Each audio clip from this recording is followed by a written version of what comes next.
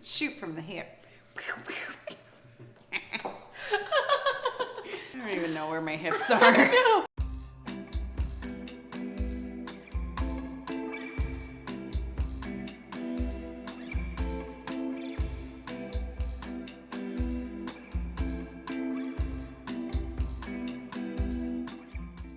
Hi, I'm Allie. And I'm Becki. We are registered dietitians that are passionate about using food as medicine, and we use a functional approach to whole body health.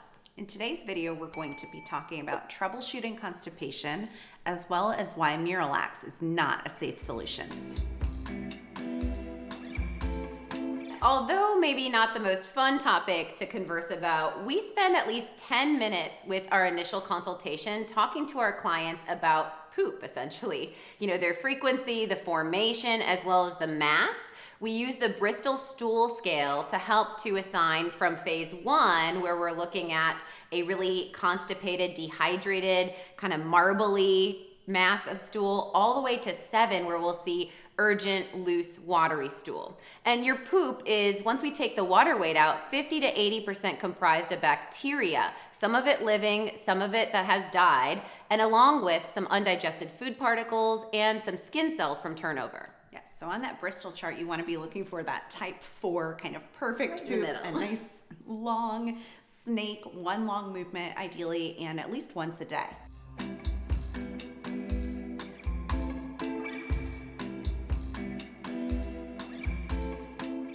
So let's cover some reasons why people get constipated in the first place, Becki. Yes, so our bacteria balance, as Allie mentioned, that 50 to 80%, if we have overgrowth or dysbiosis in the body, that can lead to over-fermentation in the colon and things kind of slowing down and getting stuck, or just having too little bacteria, too little good bacteria, quite frankly, can cause constipation. Yes, sterility definitely will not provide good bowel movement.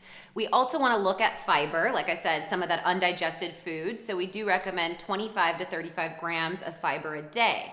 Now you can do this from whole foods like leafy greens, your non-starchy vegetables, nuts and seeds, but we also use as a handy tool in our clinic the phytofiber. This provides a whole food form of fiber that provides both soluble and insoluble, both to absorb the fluid in the colon as well as work as a broom.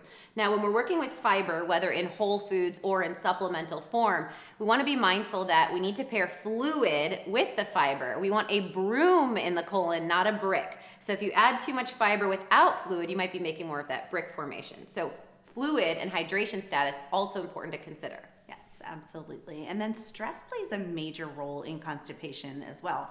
Some people will get that kind of overpumping of the GI tract, peristalsis, and more loose stool, or kind of that butterflies in the stomach, but others will see things kind of lock down under stressful situations. Most definitely. And along with that, being sedentary, not moving your body, can also create low muscle tone in the abdomen and also not creating that bowel motility. Beyond movement, we think of nutrient deficiencies. So our B vitamins actually play a huge role in our neurological system, driving nerve impulse. And B12 is one of the big ones. When we do nutrient deficiency assessments in our clinic, B12 is one that when we see clinically low is a big driver of constipation. And magnesium, beyond the B vitamins, magnesium plays a huge role with our neuromuscular function. We are big fans of the Relax and Regulate because it has that magnesium bisglycinate, more of a neuromuscular delivery than the cheapo forms of magnesium citrate or oxide. Those will drive fluid to your colon and soften your stool, but it'll not help the neurological impulse. And we often see with the fluid, we can see more dependency. And then we can also see certain medications and over-the-counters driving constipation. So opioids, which can really slow down that nerve impulse and kind of lock things down, antidepressants, as well as birth control. Yes, and then finally, inflammation. Being in an inflamed body, that is going to impact the fluid. So we can often see like fluid swelling or pooling in the body with inflammation. We know when the body's inflamed, there's lack of function. So this can influence the bowel motility or movement. And then eating inflammatory foods can also cause that stop up or constipation. And the big irritants we see are gluten and dairy. And then women can tend to be more prone to constipation than men. So we actually have about 10 centimeters more length of colon. Plus there's a lot more going on, even if you don't have a baby in there. You've got your uterus and your ovaries, and all of that extra tissue. Yeah, not to mention the baby pushing more. Yeah. And we actually see with women when they're menstruating, because that shedding of the uterine tissue creates more inflammatory compounds to help to create a menstrual cycle. And so women will often have looser stools in the onset of their cycle, and they may have constipation pre-cycle. And finally, the colon plays a big role in detoxifying estrogen. So women have higher amounts of circulating estrogen, and those that are at estrogen dominance, this would be another driver of constipation. Yes, and even endometriosis, where we see more fusion and adhesion. Yeah, totally. Yep. So let's get into some of the common kind of conventional treatments for constipation and why they just don't work for long-term use. Yeah, so the concern again with allopathic or conventional medicine is the conventional approaches are all symptom managers, not resolvers of the why. So we'll kind of educate you guys today on the difference of that. The most popular over-the-counter recommendation is Miralax. And this is going to take a hyperosmotic approach. So basically it's pulling osmolality or fluid into the colon to help to create that bowel movement. Beyond bowel dependency of this osmotic relationship with long-term use, we can also see some concerning neurological and mood disorders from use of the Miralax. More concerning about the Miralax that I just want to call out as a mom is that it's not FDA approved for use under age 17. However, I see many children that deal with digestive disturbances on long-term use of Miralax. Some pediatricians recommend it as safe starting at age 2. And it's not been approved in a population of under 17 at all by the FDA. Right, one of the concerning ingredients in there is the PEG 3350, and this has been a wide concern, which has actually created a governmental grant to look into literature of risk factor for children. They looked at over 167 adverse effects of children using the Miralax, and some of them had severe psychological disturbances. Quite scary. Yes, absolutely. Yes, and then things like colace, which is an emollient laxative, tends to drive more bloating, cramping, diarrhea, and we can see irritation of our throat tissue actually. Yeah, all the way through that gut lining, which is concerning, Yes. driving likely a process of inflammation. Yeah. And then there's also the stimulants to the colon. So this is like our Dulcolax or our Senecot or Senna. This is going to create stimulation on the villi of the gut. And it can create some pretty uncomfortable cramping. Long-term use of the Dulcolax can drive kidney complications and also muscle loss. Yes, and all of these across the board are going to create dependency where you literally may not be able to go without them. So let's transition and talk about what we can do instead of these harmful solutions. Yeah, so beyond the fiber and the magnesium and the B12 that I've discussed, if your fecal mass or your poop is made up majority of bacteria, it makes sense to assess where your bacterial status is at. So make sure you check out the link below to our probiotic challenge. In this, we use our Restore Baseline Probiotic, and we will teach you how to assess if your gut is in a dysbiosis state of overgrowth, a symbiotic optimized balance state, or in just a sterilized state where you'd benefit from more probiotic cultures. Now, if we're talking about children, I would just right away start them on the Kids Biotic. This is really fantastic for any digestive issues, starting with heartburn and reflux, all the way through bowel regularity, bloating, and even food intolerance. It can help the child to break down and tolerate more diverse foods in their diet. This particular formula, the 2 compounds in here, the form of lacto and bifidostrains in here, has been shown in research to support immune function, reduce sick days, fever, rhinitis, or chronic runny nose. And those compounds can help to support serotonin. So you're giving your child feel-good neurotransmitter support, helping their digestive function and enhancing their immune system while resolving from the root cause versus creating dependency and potential psychological disorders.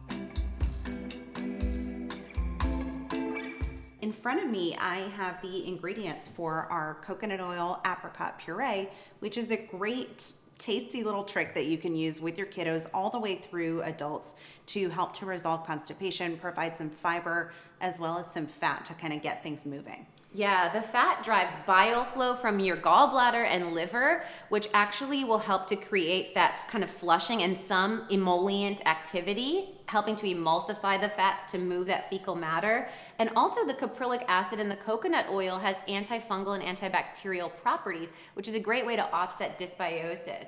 We see in children that had like cradle cap or oral thrush that they tend to need more of this caprylic acid. So this can be a great delivery to reset their biome while you're restoring it with the probiotic support.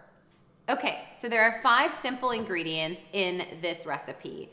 And as Becki mentioned, appropriate for all ages and a pretty tasty delivery. So something that you can keep in your fridge. We're gonna start with a 1/2 cup of melted coconut oil. And then we have also a 1/2 cup of apricots. And these have been rehydrated. So we've used some warm water to just soak these to soften them slightly. So we're gonna put in the 1/2 cup of the apricot as well. We will do a tablespoon of raw unfiltered honey, a 1/4 teaspoon of mineral salt. I'll put that salt in there as you're opening that honey up. There we go. So the honey is actually going to provide us B vitamins as well as prebiotics. So a great source of prebiotics to feed the good gut bacteria in your colon. And then we're adding a 1/4 cup of fresh squeezed lemon juice. This is going to drive that bile in the gallbladder and liver to help to push that mass out of your system, I guess. Best way to say it. No better way. All right. So that acid and fat is really important.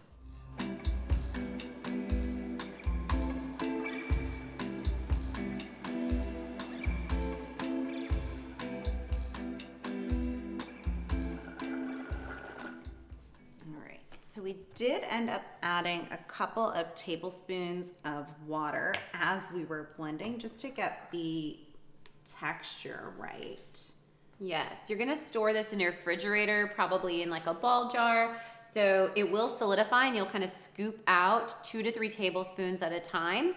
You can eat this on a spoon and just sip water, or you may choose to use warm water and make like a tea out of it. That's how a lot of clients enjoy using it. Sure. It's really nice, that acidity, you got the roundness of the fat in there, the coconut oil, and a nice gentle, subtle sweetness from the apricot. I find that kids really enjoy this. Like I said, you can just serve it on a spoon, or you can mix this with warm water, making a tea. Just make sure that you do stay hydrated through the process. Yes, way more delicious, I think, than daily Miralax for sure. And without the harmful side effects. Exactly. So if you've liked what you've seen today, go ahead and drop us a comment below on what you found the most helpful in this video, as well as what you would like to see us cover next in the world of gut health. Yes, and there's also a link below if you'd like to learn more about food as medicine. You can subscribe to our weekly email newsletter, where we're always providing you up-to-date information, as well as recipes and discounts on our quality nutritional supplements. So make sure you take advantage of that, and when you subscribe to our newsletter, you get a free 2-week meal plan. Scene 2, take 1. Number 2.